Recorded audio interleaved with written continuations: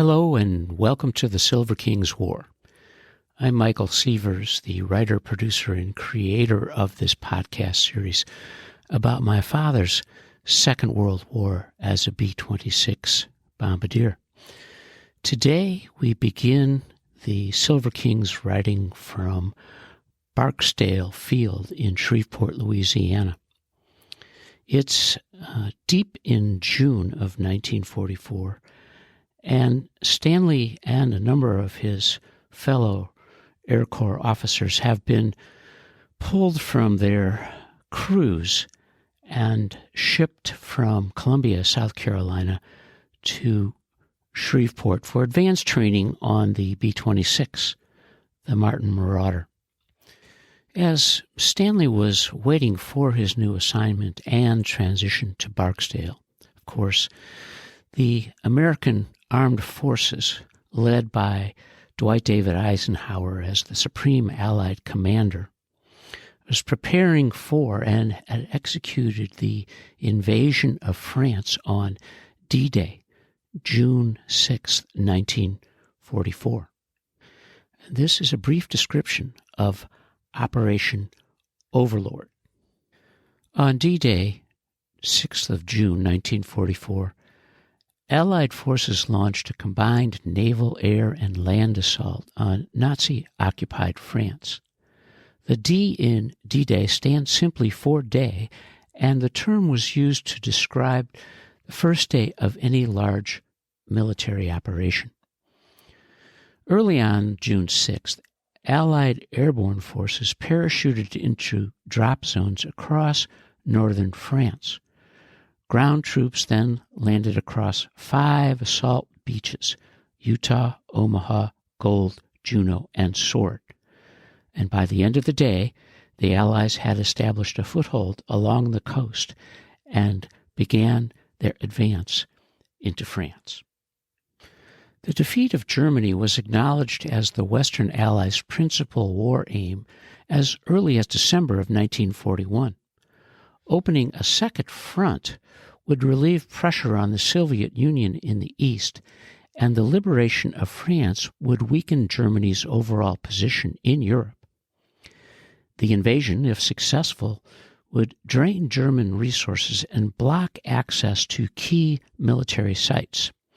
Securing a bridgehead in Normandy would allow the Allies to establish a viable presence in northern Europe for the first time since the Allied evacuation from Dunkirk in 1940. D-Day required an unprecedented cooperation between international armed forces. The Supreme Headquarters Allied Expeditionary Force was an international coalition, and although the Allies were united against Germany, the military leadership responsible for Overlord had to overcome political, cultural, and personal differences. By 1944, over 2 million troops from 12 countries were in Britain in preparation for the invasion on D-Day.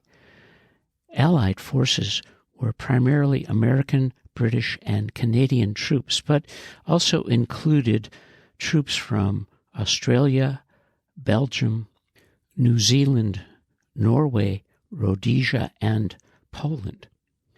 Operation Overlord did not bring an end to the war in Europe, but it began the process through which victory was achievable. By the end of August 1944, the German army was in full retreat from France, but by September, Allied momentum was slowing, and the Germans were able to regroup and launched a failed but determined counter-offensive in the Ardennes in December of 1944.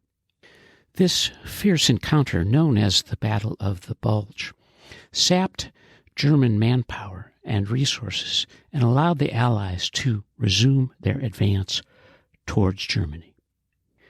The irony of our hero, the Silver King's training, was that had he remained at Columbia Army Air Base in South Carolina, he probably would have been prepared for and perhaps participated in the D-Day invasion. but the change of his assignment, pulling him from the heavy bombers and moving him to the medium bomber B-26 at the start of the summer of 1944, changed the course of his war and undoubtedly increased his chances of surviving and making it home.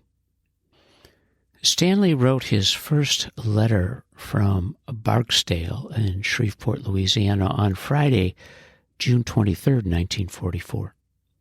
Dearest Ones, just a note to let you know I'm fine and arrived safely. It's too damn hot to write a long letter from here. Besides, I'll be home before I could write many letters. I'm getting a 15-day leave starting about Tuesday. It came as a total surprise, and I'm very happy about the whole thing. I should be home Wednesday or Thursday. I'll let you know exactly when later. This is a beautiful field, but this replacement depot isn't worth a damn. We're being treated like a bunch of Boy Scouts. This would be a wonderful place to be stationed at permanently. Keep well. We'll see you soon. Stan. While Stanley was preparing for his 15-day leave, quite a surprise as he described it, the D-Day invasion was being described by historians in real time. D-Day, as an invasion, was conducted in two phases, an airborne assault and amphibious landings. Shortly after midnight on June 6th, over 18,000 Allied paratroopers were dropped into the invasion area to provide tactical support for infantry divisions on the beaches. And Allied air forces flew over 14,000 sorties in support of the landings, and having secured air supremacy prior to the invasion, many of these flights were unchallenged by the Luftwaffe. The Allied air forces, of course, were led by the United States Army Air Corps. These were Stanley's fellow officers who were engaging over France and preparing for the rest of the war. The amphibious landings included nearly 7,000 naval vessels, battleships, destroyers, minesweepers, escorts, and assault craft, all of which took part in what was called Operation Neptune, the naval component of Overlord.